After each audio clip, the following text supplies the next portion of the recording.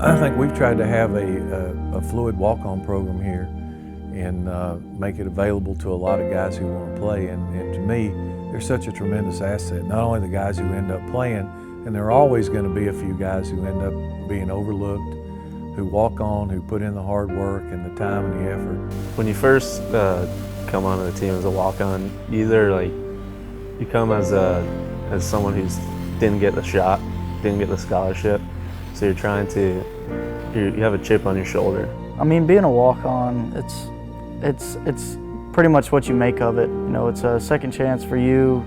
You know, obviously you were a good high school player, and really just gives you another chance to go get your degree at a great school and be with the athletes in the competitive world. As far as athletics, football-wise, nobody really look at me coming out of high school. I probably could have went to a school back home, Mississippi, probably Mississippi State, but I came to Georgia Tech, first for the education, to be an electrical engineer, but I also came to Georgia Tech knowing that they had a pretty good football program, and my intent was to walk on. Another slot look, God high in motion. They'll toss it this way. Here's Robbie, 20, 15, 10, 5, touchdown, Georgia Tech. The importance of the walk-ons is extremely high because you never know who might come from under the woodworks. Case in point with us in my class, Robbie Godhigh was a walk-on, and I knew from the second 707, our freshman year, that Robbie he should be on scholarship. I felt really excited. It took a long time, but I was glad in the end that I finally got my chances to show the coaches what I could do and earn a scholarship and be able to contribute to the team. Robbie Godhigh is a great example of a young man who wanted to play at the highest level and who had scholarship offers at some smaller schools, but really believed in himself and really believed that he could play at this level, and came in and made it happen. And worked his way into being a starter, earned a scholarship, and now is one of the leaders on the team and will be a 2-year starter for us. Recruiting's not an exact science either. It's amazing. Some of the players sometimes get looked over, especially in a talent football-rich state like the state of Georgia. For me coming in here, that was always one of my main personal goals, was just to have the honor of receiving a scholarship and being acknowledged for the hard work I put in. And when Coach Johnson sat me down in the spring, we were able to talk, and he told me that things were looking good for me. I was definitely proud. My family was happy, and from here on out, just gotta make sure to prove I was worth it.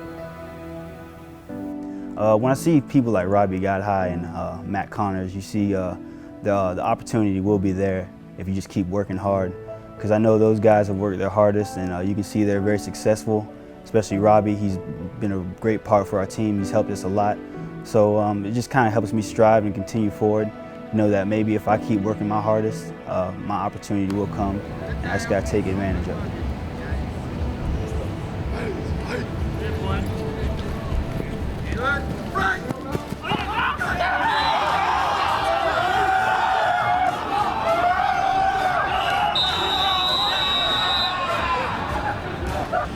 Well, being on the scout team,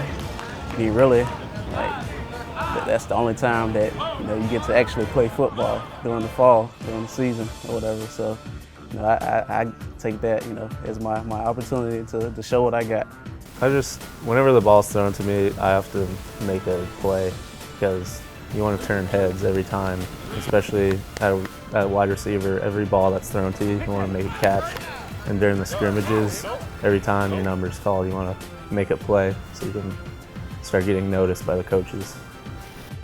Never really played the game like that, afraid. I've always been the smallest one, really. I know that I can compete with everybody out here, and I've never had any hesitations about whether or not I can compete with guys that are on the field, because I know that I can, and that's just the mindset I've always had. It's really just having the self-motivation, self-discipline to know that you got to push yourself every day. Every little thing you do is going to matter, and that, whether someone's watching you or not, you got to be able to push yourself to maybe elevate to be able to play with these guys who are on scholarship here.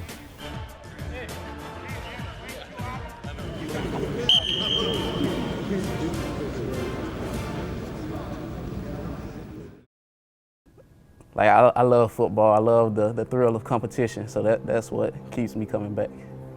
And also, like I only walked on the spring of my freshman year. So that fall, like I had too much time on my hands. I didn't know what to do with myself. So football, gives me like a little structure. I got offered from a smaller school in Texas, Trinity University, and I turned it down to come here, and the coach told me that I would never step foot on the field at Tech. So that's also given me fire to get a scholarship, to get on the field. I came here wanting to play. I didn't come here just to put the helmet on and stand on the sideline.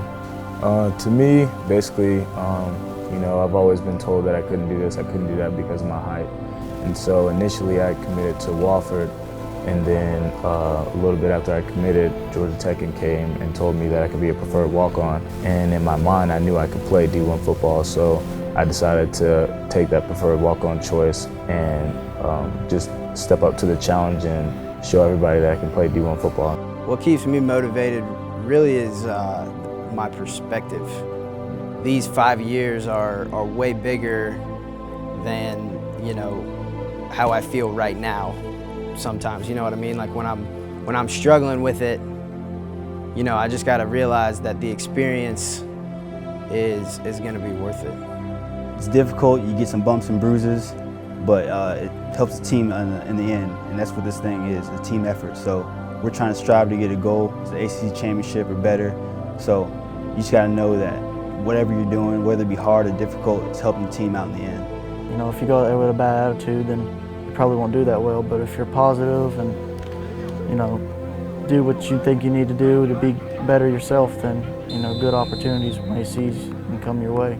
You know this, you know that when a young man wants to join your program as a non-scholarship player, you know his heart's in the right place. You know that he's doing it for the love of the game. It's tough to evaluate heart until you see it, and that's probably the most overlooked thing, because that goes a long way.